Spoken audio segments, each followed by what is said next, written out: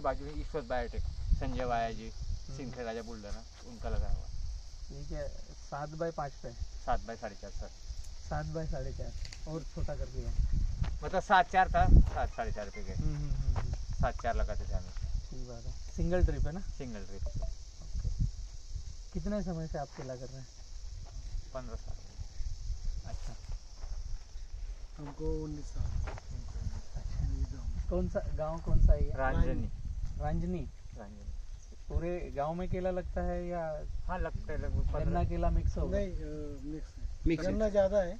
अच्छा है, लेकिन केले 10 एक खेड़ थे। आणि ये अभी गांव मिला ना तुमको चिनोदा, इनका तो समझ लो मेरे पिताजी की पूरी उम्र गई वो खेत में। हमने दूसरा क्रॉप देखा नहीं आज केवल केला। केवल केला। अरे वाह। अब हम तो 19 साल का बोलते थे, ये कुछ भी नहीं इनके। नमस्ते। नमस्ते नितिन भाई, राजनी। बहुत से वीडियो मैंने भी देखे आपके, हाँ हाँ। जोड़ीदारों को भी डालता, पर मैंने कुछ ऐसा कांटेक्ट नहीं किया। ऐसा क्या समझ में आया कि बलराम से मिलना चाहिए? तुम्हारी सब जानकारी देते ना किसानों को, उससे हमको ज़रा थोड़ा फिर अभी जैसे आप 15-20 साल से कर रहे हैं, आपका पूरा समय भी हो गया केले में, ऐसा कुछ फाइनल निचोड़ निकला है कि किस दिशा में बढ़ना चाहिए, वो दिशा ठीक है, ऐसा कुछ एक पॉइंट मिला है कुछ केले में किस दिशा में जाना चाहिए? वो अभी आपके वीडियो देख के मेरा कि भाई लैंड पॉपुलेशन करने का है, डिस्टेंस बढ़ाने का है कि करपासी का प्रॉब्लम तो हर साल आती रहती है। और ये बाकी अपने वीडियो मैंने देखे, तुमने वो शादा वाले कोई किसान आए हुए थे, वो भी देखा मैंने। आपने बोला था ये जो घास भी सब रहता वो काट के तुम वहीं डालना है, कचरा मल्चिंग। और दूसरे फिर बोलते बाग को क्लीन रखो। वो फिर हम कंफ्यूज हो जाते हैं उसमें करना क्या है। अभी बलराम में अभी सब पूछेंगे इससे क्या करना है। सर और मैंने आपको 6 ध्यान में नहीं आता ना, भेजी थी, आपने बोला कि ये खेत की भेजी थी मैंने आपको। यहाँ वहाँ पे केला खड़ा था, सॉरी हाँ केला खड़ा था, पपीते की मल्चिंग करी थी, पपीते के अंदर ही केला लगाया हुआ था। मैं दिखाऊंगा आपकी, मेरी चार्ट हुई थी 6 महीने पहले उस सिलसिले में। वो केला निकाल के अभी यहाँ पे सोयाबीन लगाया है। मतलब यहाँ पपीता था, पपीता 8 महीने का हुआ, थोड़ा वायरस आ गया तब केला प्लांट कर दिया। फिर पपीते के पूरे पत्ते, पूरे उसके स्टम्प पूरा वही पे सब काट के डाल दिया। सोयाबीन आप जनवरी में लगाते हैं? पहली बार लगाया था, प्लॉट है महाबीज का, KDS 726 खुले संगम। एक दाना ऐसा हाँ। लगाया है। अपन टोकर पत्ते बोलते हैं ना, वैसे लगाया है। अभी फार्मर बारिश पर आश्रित नहीं बचा है। जब जैसी टाइमिंग सेट हो जाएगी तो वैसे काम कर लेंगे आगे। बारिश का भी कोई एज नहीं ना कि किसी महीने बारिश में नहीं बारिश आएगा, बारिश पे नहीं आती थी, लेकिन ये में सीबी पे अभी आती थी। पिछले सीजन में 2021 में बारिश आया बड़वानी में 10 अगस्त को। मेरे पूरे जीवन में अभी मैं 41 प्लस हूँ, अभी तक ऐसा देखा नहीं कि अगस्त में बारिश आई हो। जून पूरा गया, जुलाई पूरा गया, अगस्त की भी 10 तारीख को पहला पानी गिरा। तो ग्लोबल वार्मिंग तो सब यहाँ पे भी तो अभी बारिश हुई थी, तभी हुई थी ना। ये तो पेड़ पत्ता अपना एक ही बेल्ट है। मतलब ये क्या हो रहा है, मैंने जहाँ तक समझा है, हम अनजाने में कुछ ऐसे काम कर रहे हैं जो शायद नहीं करना चाहिए। जैसे फार्मिंग के जो तरीके हैं उसमें सॉइल स्ट्रक्चर में इकोसिस्टम खत्म हो गया है। एक जीवस्य जीवनम की जो साइकिल रहनी चाहिए वो खत्म हो गया है। अभी पूरे खेतों में मतलब मेड़ों पर पेड़ दिख जाएंगे जहाँ खेती है, लेकिन जंगलों में पहाड़ों पर जाएंगे वहाँ पेड़ नहीं दिखेंगे। किसी टेकड़ी पर खड़े रहेंगे तो नीचे ग्राउंड पे जो खेत है उनकी मेड़ों पर पेड़ दिखेंगे, पहाड़ों पर जहाँ पेड़ होने चाहिए वहाँ नहीं दिखेंगे। तो ये सारा इकोसिस्टम जो गड़बड़ हो रहा है ना, उसके हिसाब से हमें पर्यावरण और परिस्थिति और मौसम, ये तीनों के कॉम्बिनेशन के हिसाब से खेती करना पड़ेगी।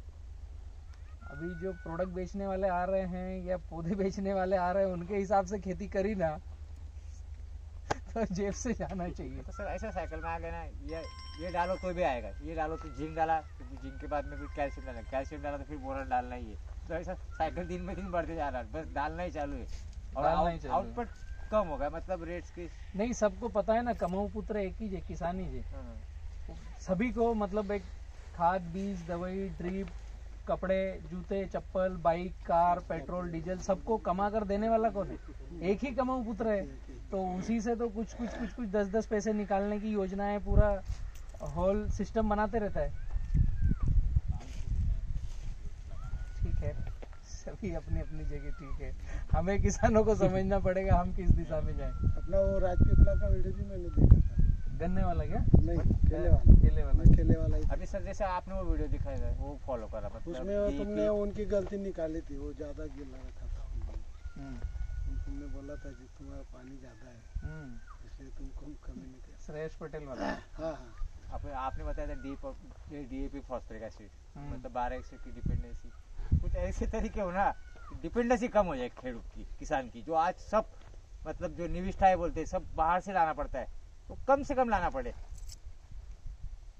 ज्यादा से ज्यादा यही जो अपनी मिट्टी में इसमें कुछ मतलब जैसा बैक्टीरिया का स्कोर बढ़ा के आपने कुछ सोल्यूशन निकाला, मतलब 12 एसिड के बजाय DAP की बॉन्डिंग तोड़ के दो या पोटैश की बॉन्डिंग। बहुत सारे इलाज हैं, हाँ। बहुत सारे तरीके हैं, लेकिन इसमें भी द्वंद क्या फंस रहा है,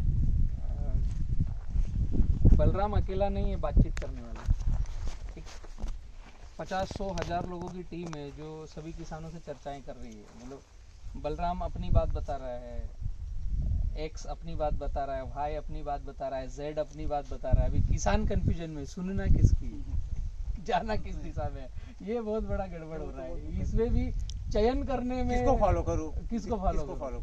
और 3 महीने बलराम को सुना है, नहीं अभी घर वालों को समझ में नहीं आ रहा, गड़बड़ी।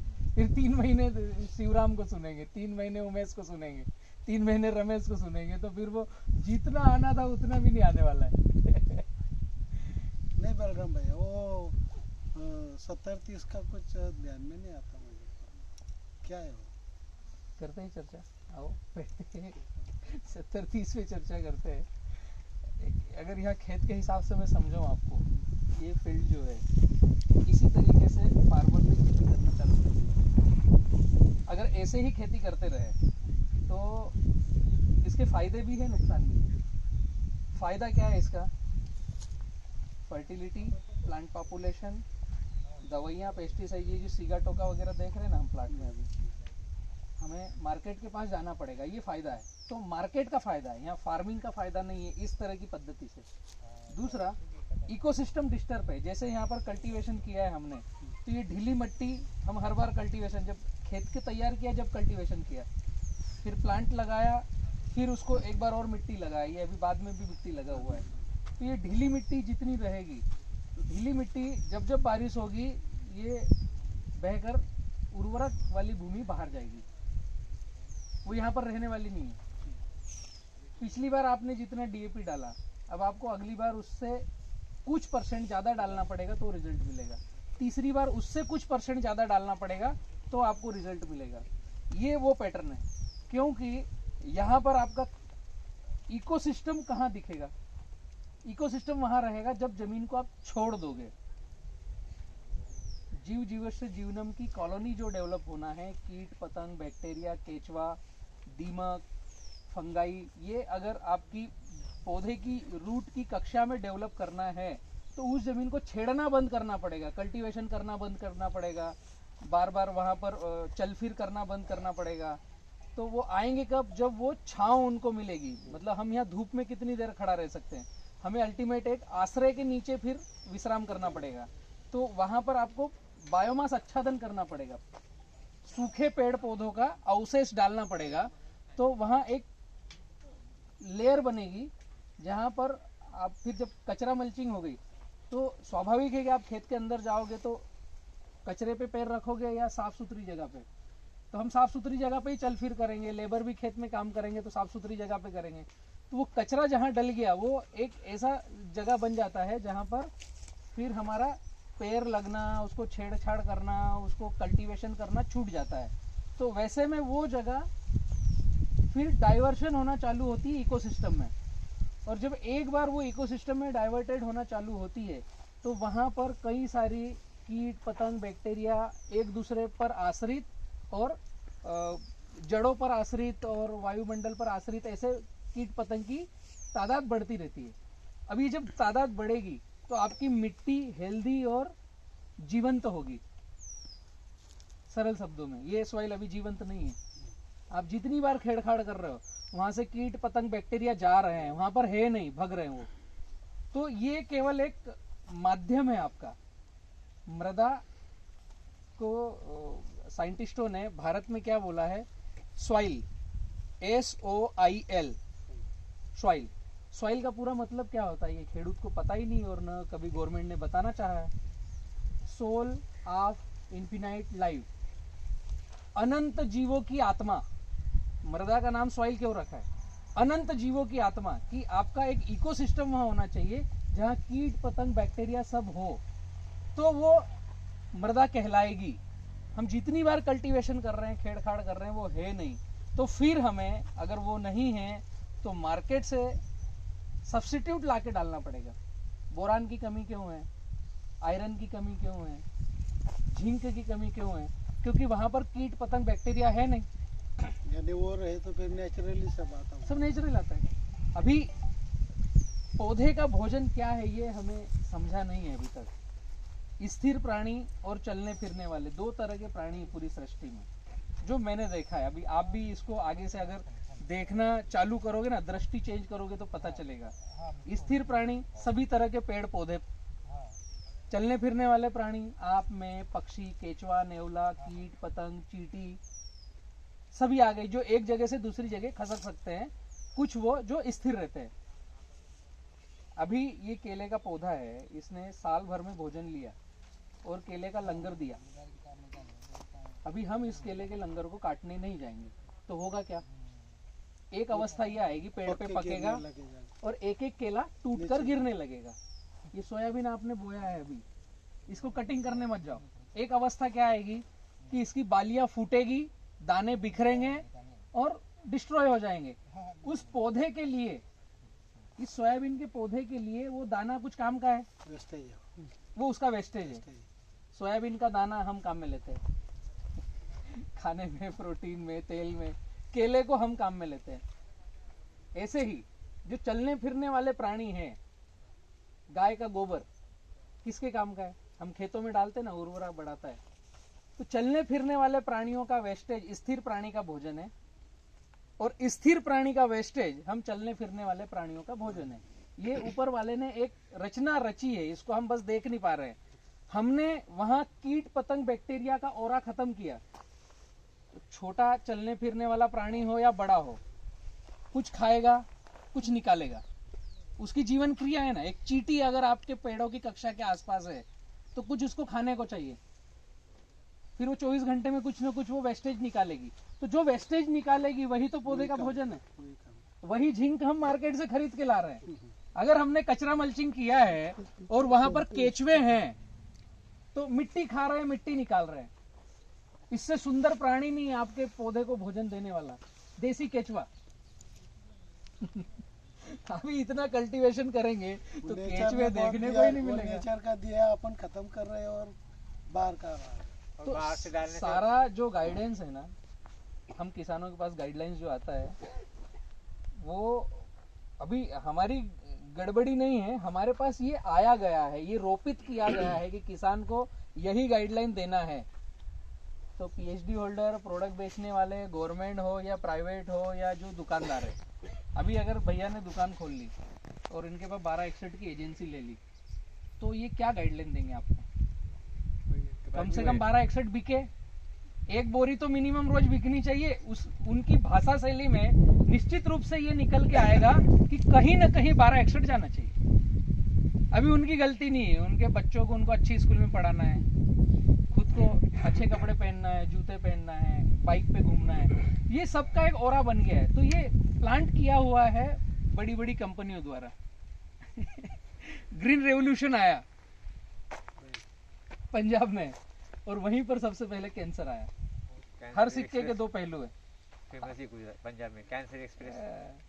तो प्रकृति को समझना पड़ेगा कि उसको चाहिए क्या, वो हम देना चालू करें, बाकी सब अपने आप ठीक होगा।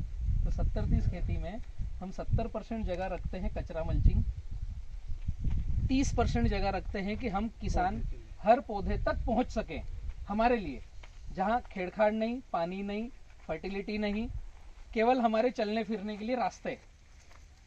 और 70% जगह जो प्लांट एक बार लगाया उस जगह पर फिर कल्टीवेशन नहीं करेंगे, रूट वहाँ डेवलप करेंगे, वहाँ पर हम जो फर्टिलाइजर डालें या गोबर डालें या जो भी डालें, हमारी जैसी जिस व्यक्ति को फॉलो कर रहे हैं, पालेकर जी को फॉलो कर रहे हो गोकल्चर डालो, किसी साइंटिस्ट को फॉलो कर रहे हो तो 1261 डालो, बलराम को फॉलो कर रहे हो तो मिक्स करके डालो, गोबर भी और 1261 भी मिक्स करके डालो।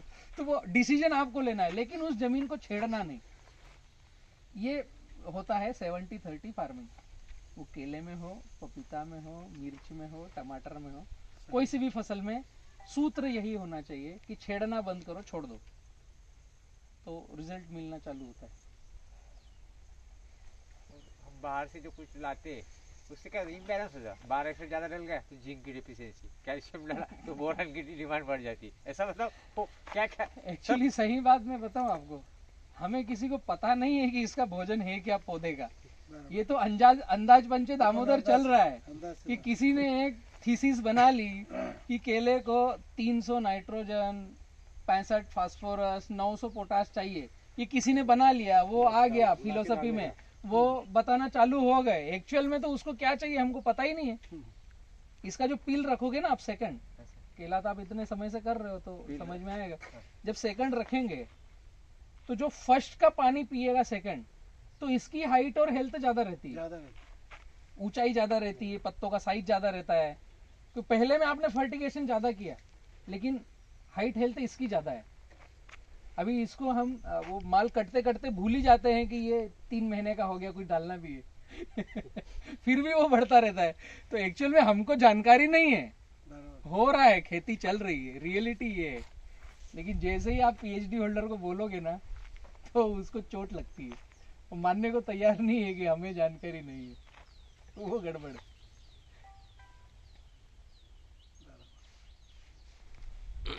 अच्छा हुआ आपने खेत में ही बुला लिया, तो कुछ यहाँ की खेती भी देखने को आएगा। आपको तो थोड़ा भी अंदर जाएंगे, हाँ अंदर चलते हैं, पेड़ देख के आप बता देंगे कि किसको क्या, आइए देखते हैं। मतलब एक ही कंपनी का पौधा होने के बावजूद आपको घर पे बुला के थोड़ा ज्यादा या तो क्लासिक में भी तुम बता सकते हो।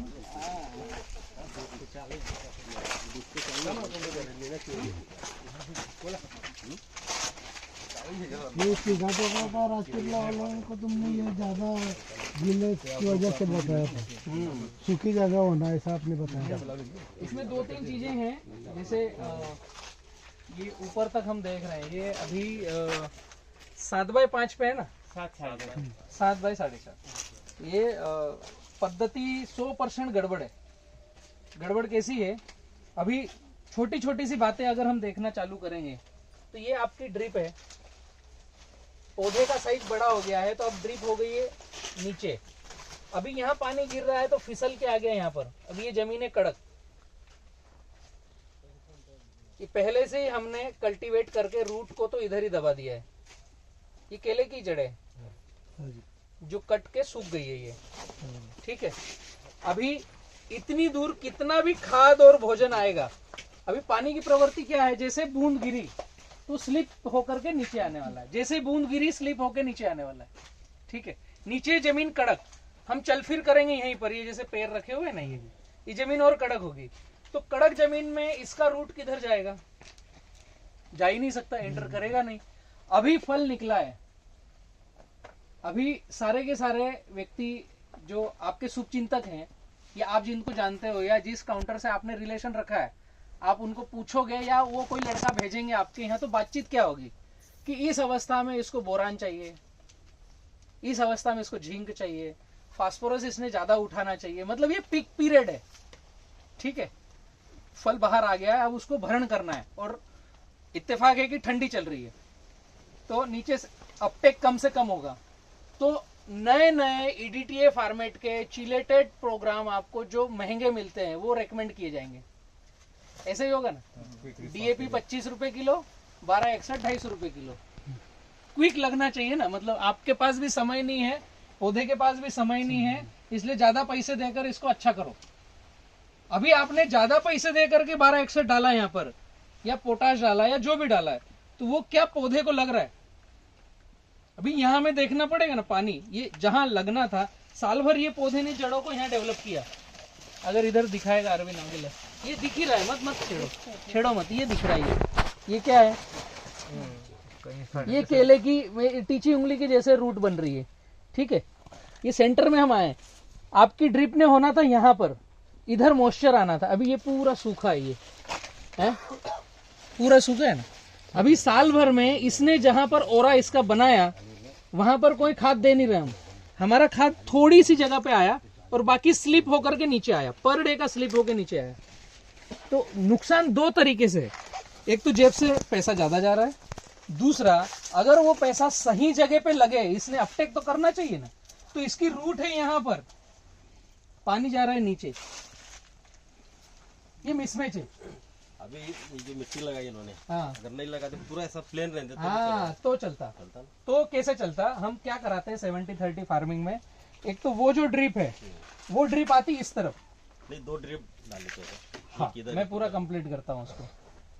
आप सिंगल ड्रिप से भी कर सकते हो, और अगर 5 फीट से चौड़ा ग्राफ लिया तो आपको डबल ड्रिप करना पड़ेगी। डबल ड्रिप करेंगे तो ही बेनिफिट मिलेगा अगर 5 से चौड़ा ग्राफ है।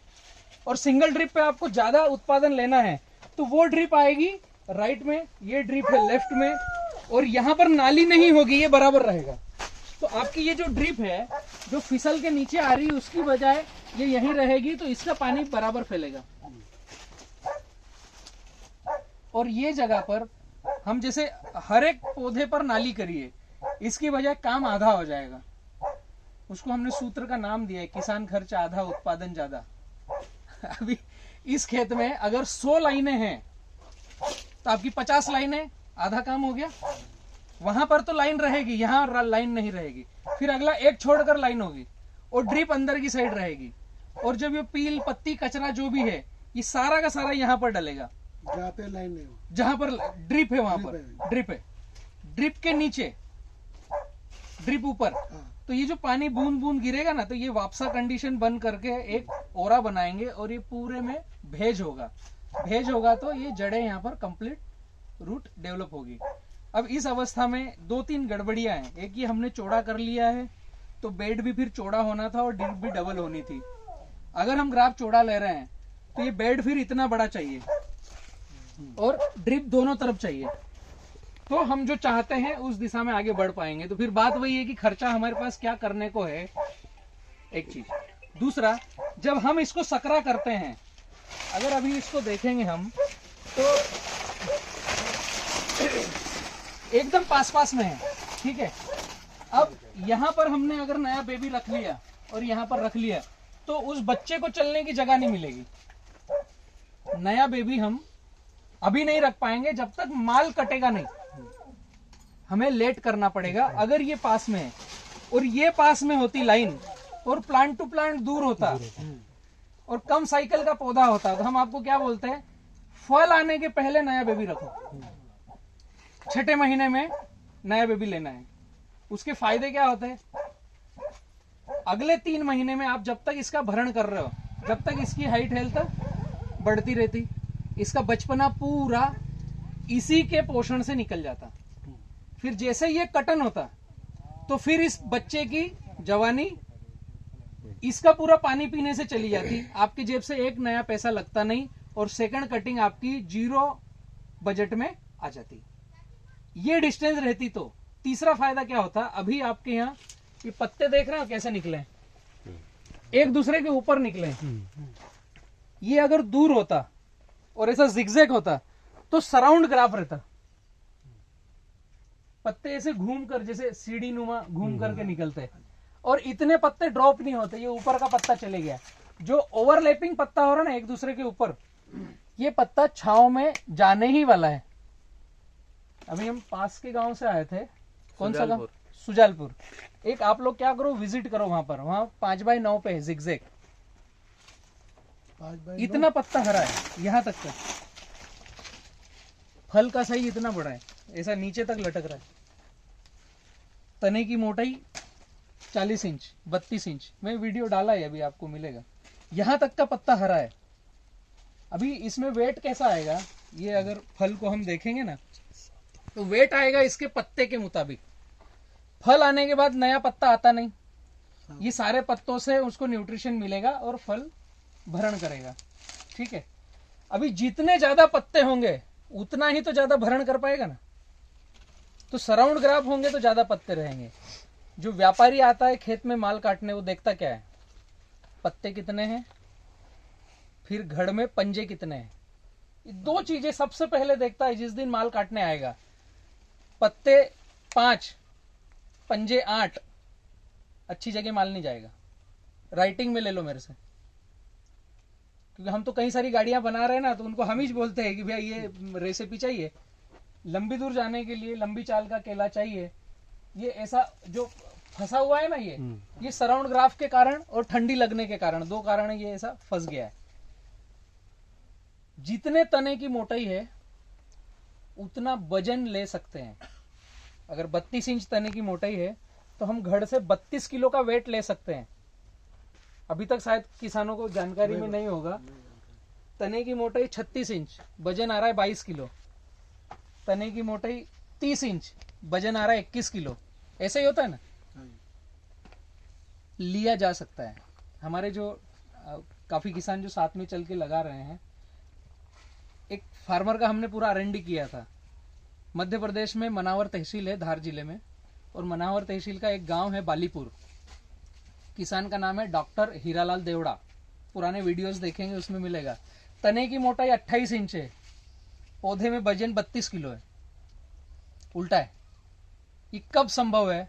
जब आपके पत्ते ज्यादा से ज्यादा न्यूट्रिशन पकाएंगे और जड़ों के पास फूड रेडी मिलेगा और वो भोजन उठाएंगे।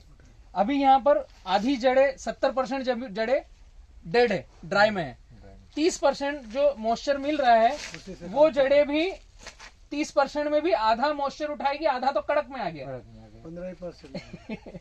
तो हमें लग रहा है कि हम खर्चे कर रहे हैं, उत्पादन क्यों नहीं है? अभी ये जो ध्यान से देखे ना, तो डंडे की मोटाई वो है नहीं जो आपने एफर्ट लगाए हैं। मतलब ये ऐसे ग्राफ में डंडे को पकड़ने में हाथ जाना नहीं था। बहुत पतला डंडा है। अभी इसका वेट आप क्या समझ रहे हैं? आप 15-17 बहुत कम है ना ये। 18-20 सर। लेकिन अब इसके इसकी बाजू का जो प्लॉट है वो सबसे टाइट बड़ा, इसमें मिट्टी जरा हल्की। हे कुठलं आहे आपलं अजितचे आहे का? अजीत से बाजू में और एक प्लॉट है, अजितच्या मानाने वहाँ तक करत जाना पड़ेगा। जो सबसे गलत है ना उस पे बातें करना चाहिए। अच्छी में तो अच्छा ही है, उसका क्या कर लेंगे। और ऐसा हम सेम डे प्लांटिंग है, सेम ट्रीटमेंट ऐसा मेरा कहने का मतलब। हाँ ट्रीटमेंट सेम है, प्लांटिंग सेम डे। जी, तसं नाही तुमचं आहे ना, ते काय झालं, नड्या जर डबल राहिलं असता ना तर अजून पण माल चांगला फिरला गेला असता। हल्की जमीन और भारी जमीन का फर्क तो आता है, लेकिन हम जब हमारे खेतों में खेती कर रहे हैं तो पिछले साल का आपके पास अनुभव होगा कि ये लाइट सॉइल है तो इसमें एक्स्ट्रा करना पड़ेगा। वो अच्छी जमीन है, उठाव वाली जमीन है, तो उसमें थोड़ा कम किया तो भी आएगा। हम जमीन को दोष दे रहे हैं, हमारी R&D का नहीं रेशो निकाल रहे हैं। ये लाइट सॉइल है, इसमें हल्की है, इसमें उठाव कम है, ये ऐसा हमारा सोचना है। लेकिन ये जो चुनखड़ वाली जमीन है ना, आप केले वालों के पास जाओगे तो ये जो ककरी है ये सबसे बेस्ट है। निचऱ्या वाली जमीन आपली काळीची ये निसरे वाली जमीन है, ये अगर आपकी मिट्टी में है तो इसने सबसे अच्छा पकना चाहिए। सर्वात जास्त। तो हमारी मिट्टी का टेक्सचर चेंज हुआ, तो हम क्या चेंज करें? इसी के लिए किसान पाठशाला है। आपने 999 नंबर का वीडियो 2-3 बार और देखना चाहिए। तो भले भाभी से डांट मिलेगी तो चलेगा। और 3 घंटे 33 मिनट का है, उसको 2-3 बार देखो और पेपर पे नोट्स बनाओ। और जो आपको पॉइंट उसमें नहीं समझ में आए, मुझे मैसेज करके पूछो, भैया ये समझ में नहीं आया, मुझे फिर से रिपीट करो। आपने 3 बार अगर शिद्दत से देख लिया और नोट्स बना लिए तो मेरे को इतनी रामायण बोलना ही नहीं पड़ेगी। लगभग सारी चीजें उसमें दे रखी है। बातें छोटी छोटी सी है, लेकिन DNA पर काम करना पड़ेगा। ऊपर ऊपर कुछ काम मजा आएगा नहीं। मेहनत फार्मर कर रहा है, अच्छी दिशा में बढ़ने की कोशिश कर रहा है, लेकिन वहां तक वो चर्चाएं पहुंच नहीं रही है, वहां तक जा नहीं पा रही है। डायरेक्शन में से हाँ, एफर्ट का तो कोई सवाल नहीं। हर कोई किसान करता है, कर ही रहा है, एफर्ट लगा एजुकेटेड हो, नॉन एजुकेटेड आपने हो। 4 बार ज्यादा कल्टीवेशन किया, मतलब आप करने के लिए तैयार हो, लेकिन दिक्कत है बताने वाले में ही गड़बड़ है। वो कल्टीवेशन ही गलत था। बाकी किसान तो दुकान वाले पे डिपेंड है। धीरे धीरे सबको समझ में आएगा। किसान को तो खुद देख सकता है वो, साल भर में 2 साल में पिछले साल क्या गलती हुई, ये साल नहीं हाँ, करनी। खुद R&D अगर करेगा ना तो समझ में आता जाएगा कि पिछली बार कहाँ चूक हुई थी। लेकिन अपने किसान और दुकान के पास जाते भी ऐसा हो रहा है, ऐसा है, वो क्या दे रहा है कुछ नहीं। किसान जब दुकान वाले को बोलेगा कि ये क्यों दे रहा है, इसकी नहीं जरूरत है मुझे, जब किसान तो क्वेश्चन लाना पड़ेगा, ये क्यों दिया।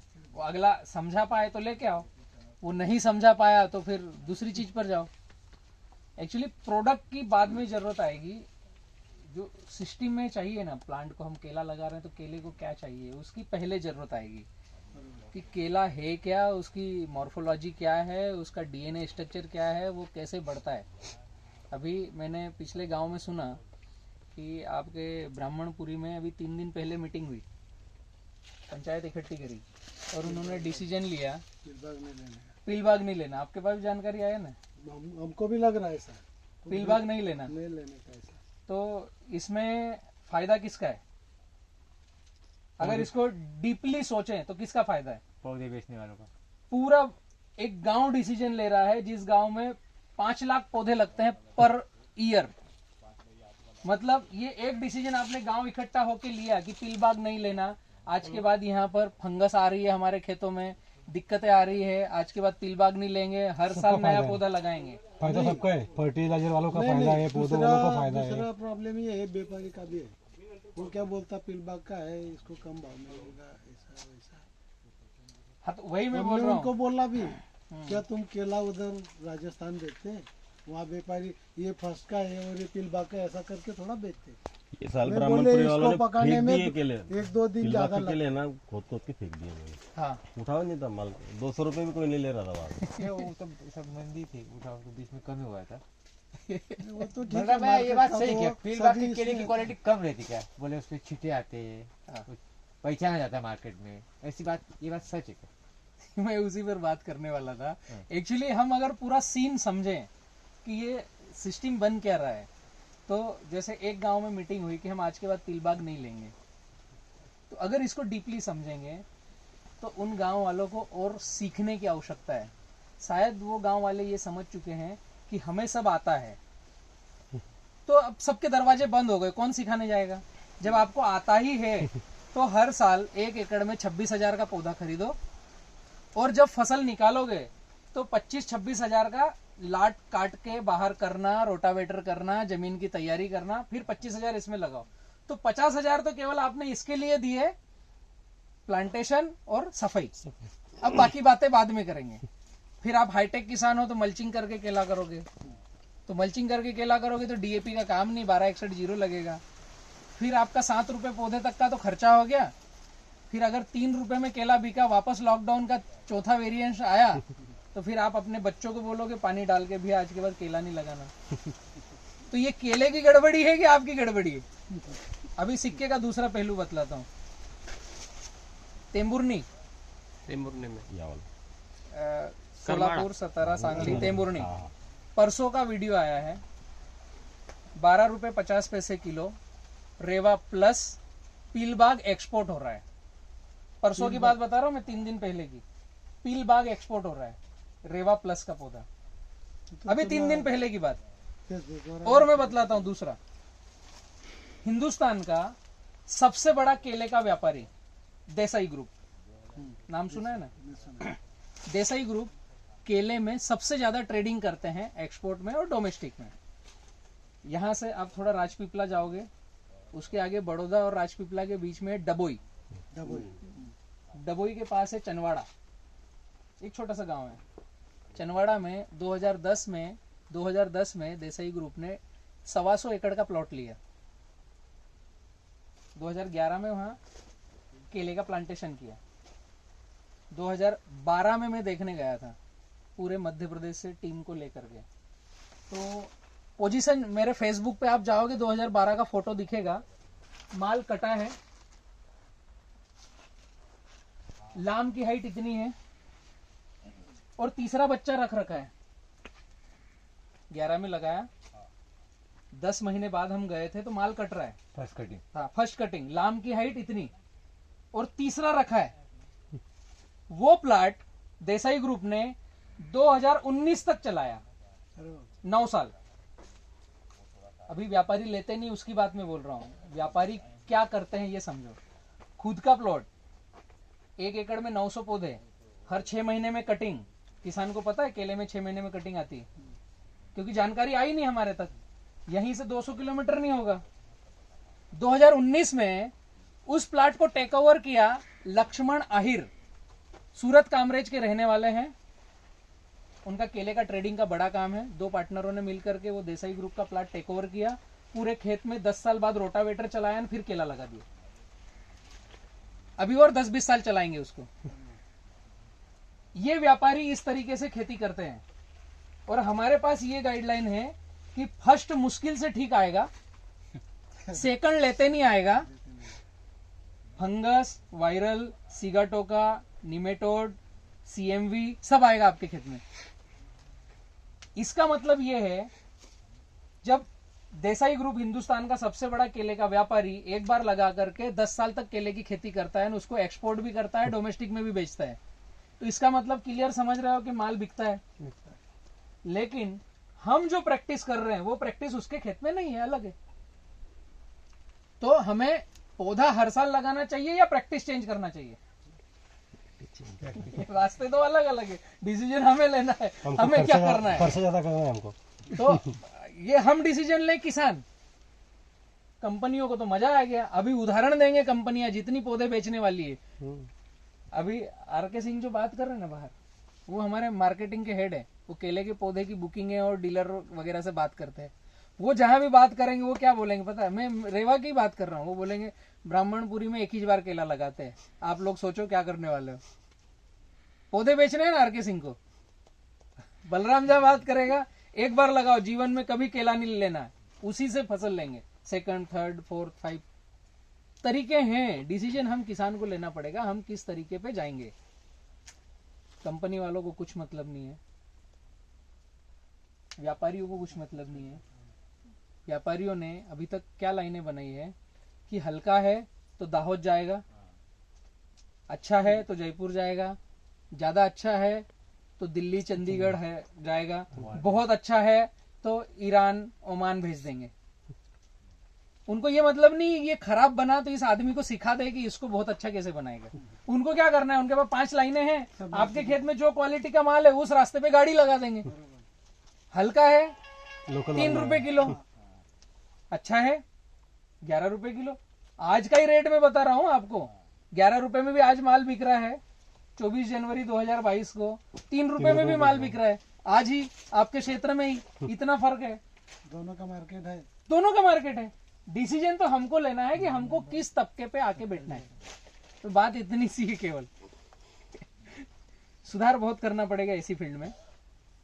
कुछ थोड़ा बाहर निकल के प्लाट विजिट करके आओ। और ये गांव कौन सा है? ये रांजनी इकट्ठा हो जाए और एक दिशा में खेती करें।